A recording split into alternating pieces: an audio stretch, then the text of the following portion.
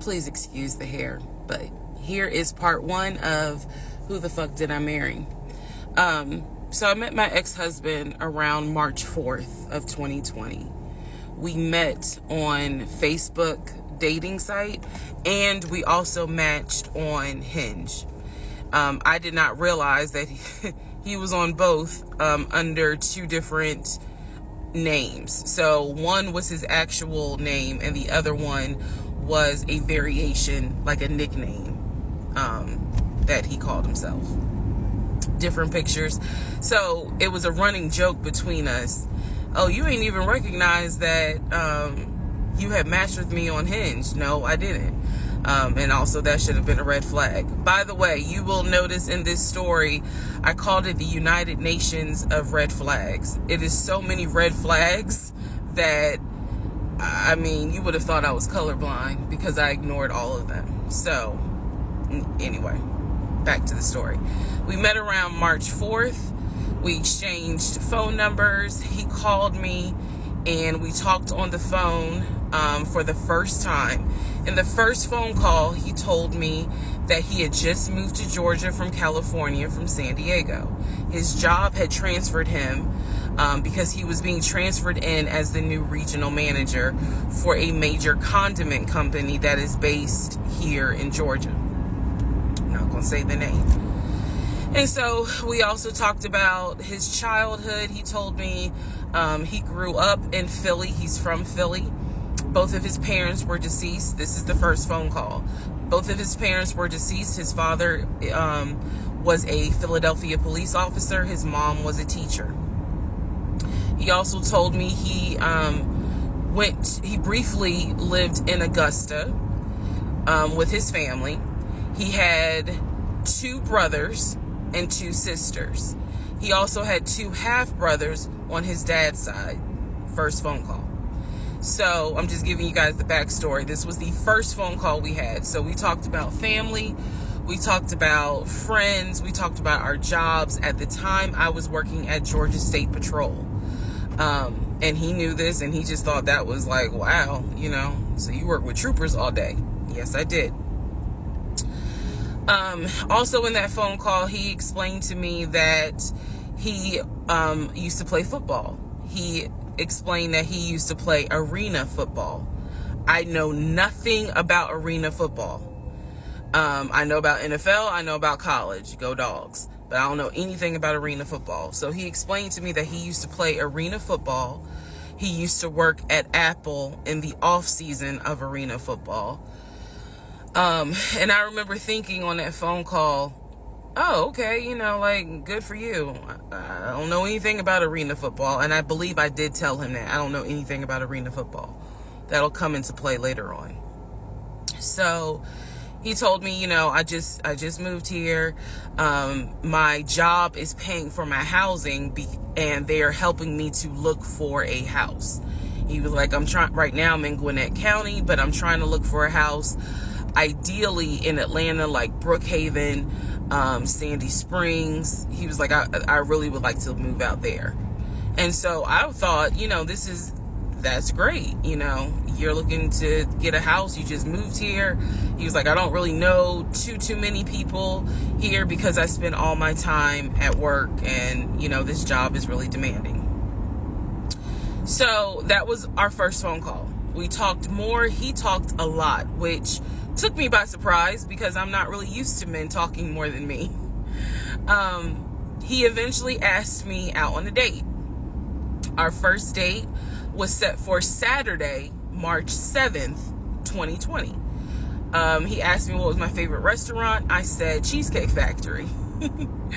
And so we agreed to go out at the Cheesecake Factory in a location that was in between. I lived in Clayton County at the time.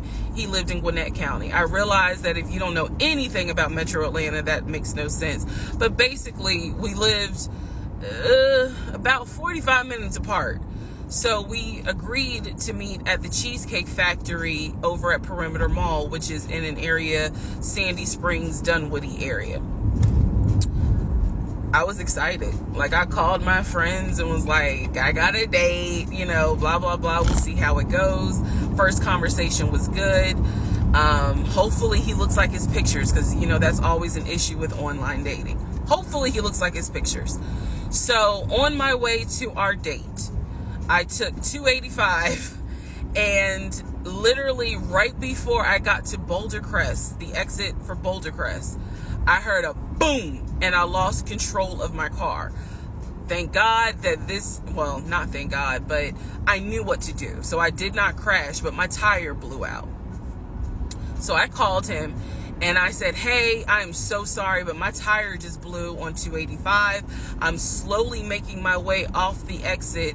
I believe I pulled into a Chevron gas station, and I said, you know, I got to get this fixed. I don't know what to do. Like, I'm a damsel in distress kind of thing. He kind of paused. He got quiet, and he was like, you know, tell me exactly where you are. Drop your pin.